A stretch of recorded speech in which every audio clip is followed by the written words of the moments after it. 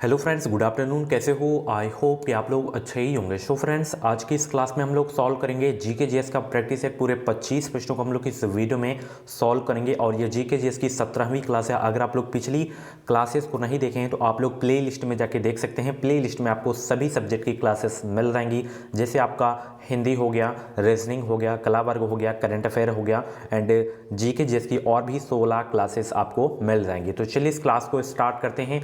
आज की क्लास बहुत ही महत्वपूर्ण है, मजा आने वाला है। पेन कॉपी लेके बैठ जाइए। तो चलिए इस क्लास को स्टार्ट करते हैं। 25 में से कम आपको 12 प्लस क्वेश्चंस करेक्ट करने हैं। फ्री सीट लेना है तो आप लोग मेरी डेली क्लासेस देखा करें। जिन क्वेश्चंस को मैं बोला करूं कि इन क्वेश्चंस को आप लोग नोट कर लिया करें, तो उन क्वेश्चंस को आप लोग ज़रूर से ज़रूर नोट किया करें।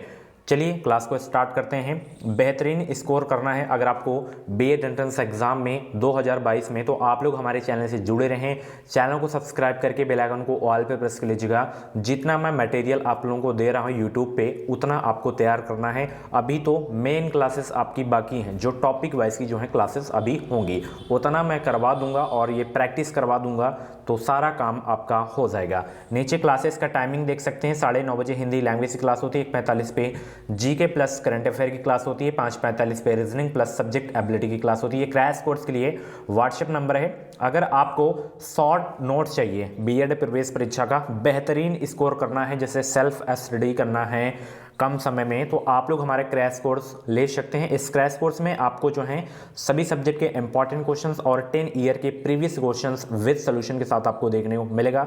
ये क्रैश कोर्स सभी वर्गों के लिए। इसमें आपको Hindi, GK, reasoning and subject ability के 5000 से ज़्यादा आपको इसमें टॉपिक वाइज ऑब्जेक्टिव क्वेश्चन देखने को मिलेंगे। कैसे परचेज करना है इस पीडीएफ को, वीडियो के डिस्क्रिप्शन बॉक्स में लिंक दे दिया हूँ। जो आप लोग उस लिंक पे क्लिक करेंगे तो उसमें नाम, मोबाइल नंबर, ईमेल आईडी आपसे पूछा जाएगा। उसके बाद 149 रुपये का पेमेंट करना पड़ेगा। जैसे ही आपका पेमेंट सक्सेसफुल हो जाता है तो डाउनलोड का ऑप्शन आएगा, पीडीएफ आप लोग डाउनलोड कर लीजिएगा। ओपन करने का उसी में पासवर्ड रहेगा। कुछ प्रॉब्लम्स आ रही तो 7905632533 पे व्हाट्सएप आपको करना है, कॉल नहीं करना है। तो बेहतरीन तैयारी के लिए आप लोग हमारे क्रैश कोर्स को ले सकते हैं। फ्री सीट के लिए तैयारी कर रहे हैं, अगर आप लोग गवर्नमेंट कॉलेज से करना है तो आप लोग हमारे क्रैश कोर्स को परचेज कर सकते हैं। काफ़ी सारे लोग डेली परचेज करते हैं, बेहतरीन तैयारी वो लोग स्टार्ट भी कर दिए हैं। आज की क्लास का सबसे पहला क्वेश्चन सीएडी का फुल फॉर्म आपको बताना है। सभी लोगों को वेरी वेरी गुड आफ्टरनून। जी हाँ, गुड आफ्टरनून। सीएडी का पूर्ण रूप क्या होगा? तो सीएडी का जो फुल फॉर्म होगा, ध्यान रखिएगा, कंप्यूटर एडेड डिज़ाइन। क्या हो जाएगा? Computer aided design. ऑप्शन इसका ए वाला बिल्कुल करेक्ट हो जाएगा। इंपॉर्टेंट क्वेश्चन है आपके एग्जाम के लिए। अगला जो प्रश्न है बहुत इंपॉर्टेंट प्रश्न है, इसको नोट करिएगा कि निम्नलिखित में से किसने तीसरे गोलमेज सम्मेलन में भाग लिया था? 3 गोलमेज सम्मेलन हुए थे, तो तीसरे गोलमेज सम्मेलन में भाग लिए थे कौन? महात्मा गांधी जो है दूसरे गोलमेज सम्मेलन में जो है भाग लिए थे। सभी लोग जवाब देने का प्रयास करेंगे।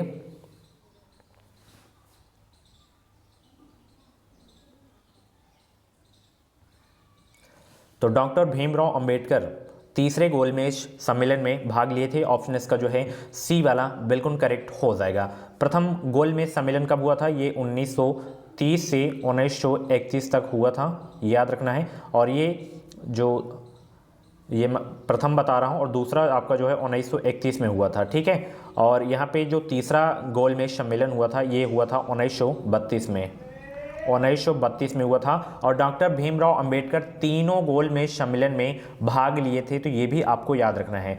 पूछा जाएगा कि कौन तीनों गोलमेज सम्मेलन में भाग लिए थे, तो डॉक्टर भीमराव अंबेडकर को आपको याद रखना है। ओके, चलिए अगला प्रश्न देखते हैं। अगला प्रश्न, निम्नलिखित में से कौन सा अनुच्छेद सम्मिलित नहीं है? 28 का जवाब देने का प्रयास करेंगे। और वेरी इंपॉर्टेंट क्वेश्चन आपके एग्जाम के लिए, नोट जरूर करिएगा। एक प्रॉपर नोट्स आप लोग बनाया करें, डेली रिवीजन करना है, क्योंकि आपको इसमें 28 का जवाब देने का प्रयास करेंगे। तो 343 में संघ की राजभाषा मैंने आपको बताया है, ये टॉपिक वाइज की क्लास में भी आपको क्लियर करवाया हूं। ये भी आपका सही है, 343 से 345 तक बताया था ना आपको। चलिए बी और डी में बताइए कौन सा सम्मिलित नहीं है। 28 का जवाब देने का प्रयास करेंगे।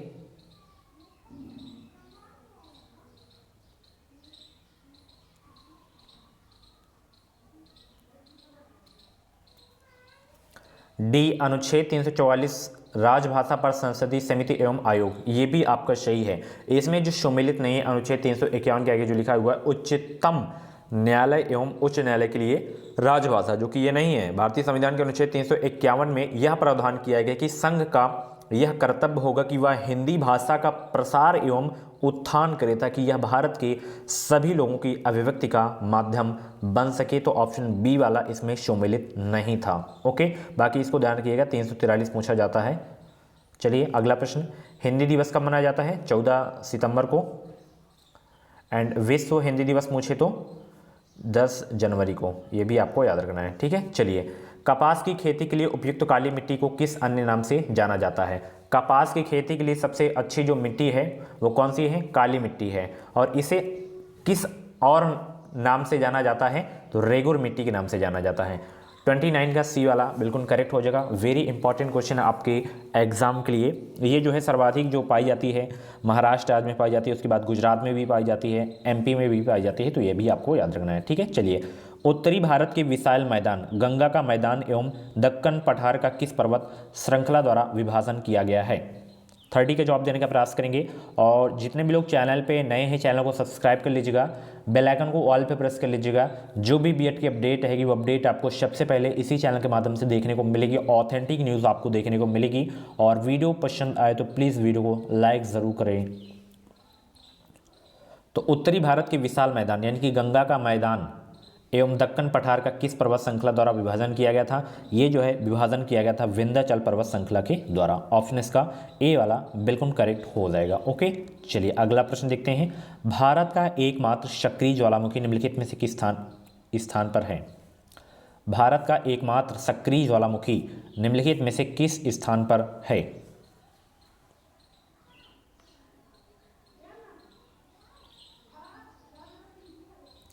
वो है बैरन द्वीप में। कहाँ पे है? बैरन द्वीप में। ऑप्शन इसका जो है डी वाला बिल्कुल करेक्ट हो जाएगा। इंपॉर्टेंट क्वेश्चन है आपके एग्जाम के लिए। कौन सा है? सुसुप्त ज्वालामुखी।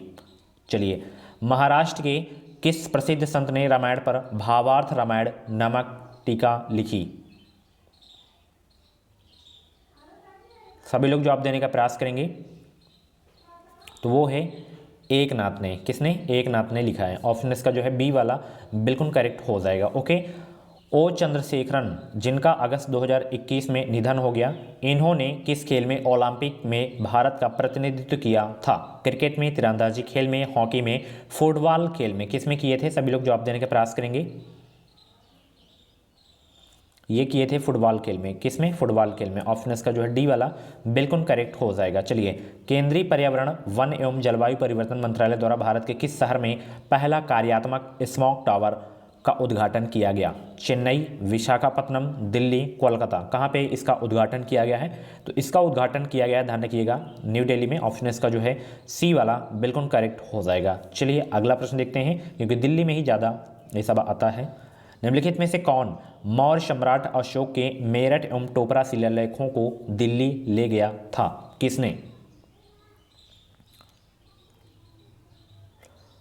तो ये जो है ले गया था फिरोज शाह तुगलक। ऑप्शन इसका जो है बी वाला बिल्कुल करेक्ट हो जाएगा। चलिए अगला प्रश्न देखते हैं। भारत का प्रधानमंत्री उसकी सरकार के खिलाफ अविश्वास प्रस्ताव में भाग नहीं ले सकता जब वह गठबंधन सरकार चलाता हो, वह राज्यसभा का सदस्य हो, वह लोकसभा का सदस्य हो, जब उसके पास कम सांसद हो। भारत का प्रधानमंत्री उसकी सरकार के खिलाफ अविश्वास प्रस्ताव में भाग नहीं ले सकता जब वह राज्यसभा का सदस्य हो।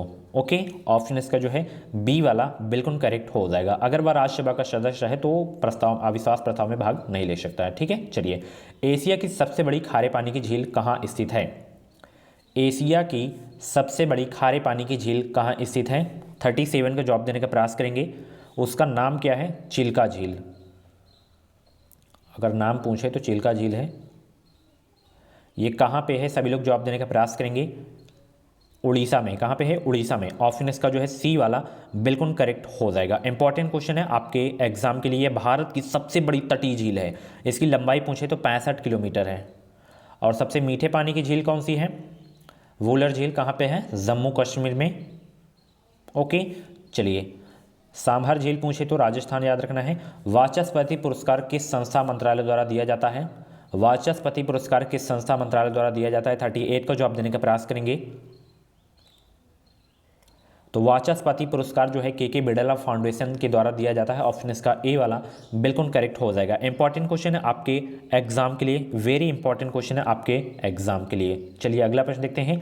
हॉर्नबिल त्यौहार किस राज्य में मनाया जाता है? हॉर्नबिल त्यौहार, ये इंपॉर्टेंट क्वेश्चन है, नोट कर लीजिएगा आप लोग।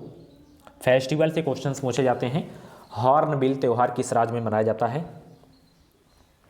तो ध्यान किया गया ये 1 दिसंबर से 10 दिसंबर के बीच में कहाँ मनाया जाता है? नागालैंड में मनाया जाता है।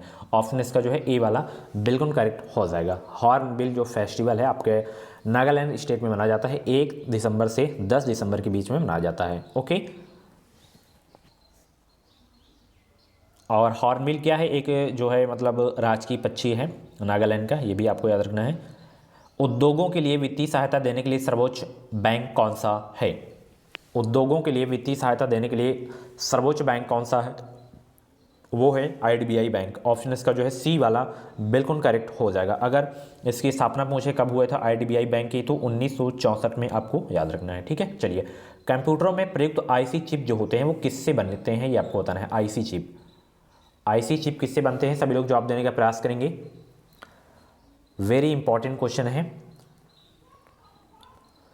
तो इंटीग्रेटेड सर्किट इसका जो है फुल फॉर्म होता है, इंटीग्रेटेड सर्किट चिप।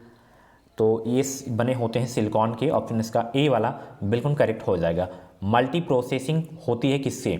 बिना किसी प्रोसेसर के, या एक से अधिक प्रोसेसर द्वारा, या एक प्रोसेसर द्वारा, या उपयुक्त में से कोई नहीं।